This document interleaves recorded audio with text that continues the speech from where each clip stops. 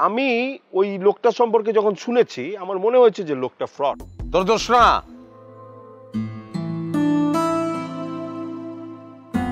আয়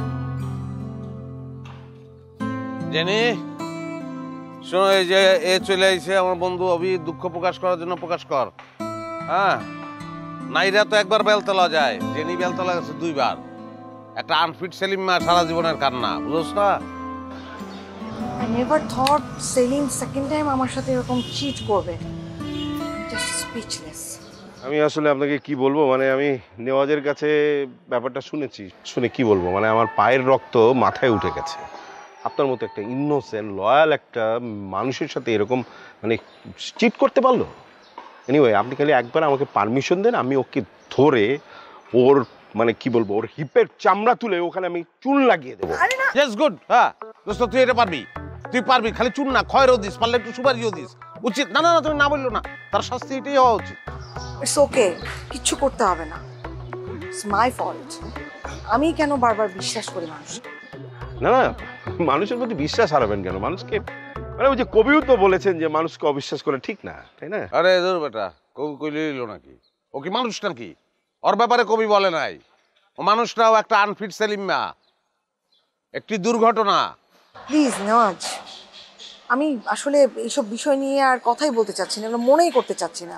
অ্যাকচুয়ালি আপনার মতো ইনোসেন্ট মেয়ের সাথে এরকম করাটা মানে ভুলটা আপনার না। হ্যাঁ, আপনার সাথে হতেই পারে, কারণ আপনি মানুষকে একটু বিশ্বাস করেন।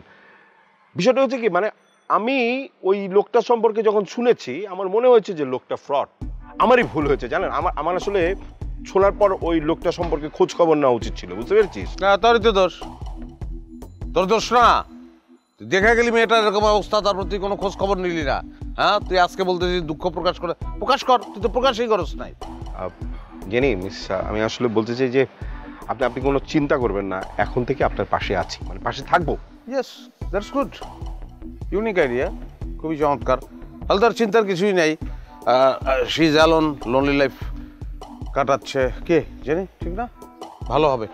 আপনি কথা বলছেন না যে? আরে বেটা, হার্ট ব্রোকেন একটা মেয়ে, ফাতরার মতন খলবল করে কথা হইব নাকি? তুই যখন ফোট যা, গিয়া চুন জোগাড় কর, আর আমি খয়ের দেখতেছি। ঠিক বলেছিস। আচ্ছা ঠিক আছে বড় ভাই, আমি তাহলে চুন জোগাড় করতে গেলাম। হ্যাঁ, আপনি থাকেন। বেটা, আমি বড় ভাই হইলাম কবে?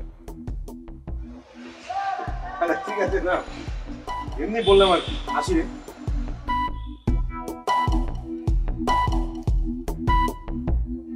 শোনো জেনি, আমাদের কালচারে এইসব ফ্রডদের কোনো মাপ নাই। এদের বিচারের আওতায় আনতে হয়। আমার আব্বার হাতে যদি পড়তো তাহলে শিক্ষা হয়ে যেত।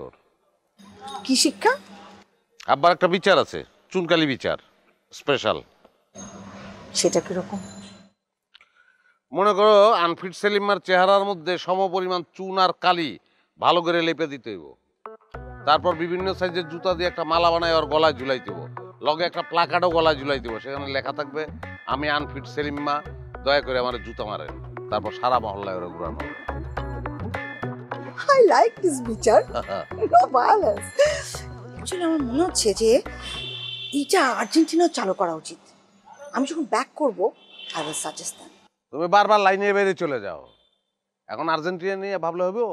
বাংলাদেশ, আব্বার কাছে যাও। হ্যাঁ, বিচারটা দাও।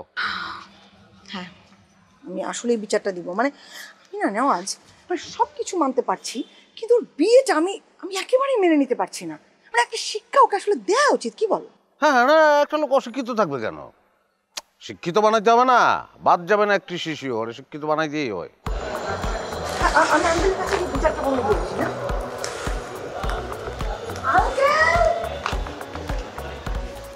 পাগল নাকি? ছাদের থেকে আঙ্কেল আঙ্কেল।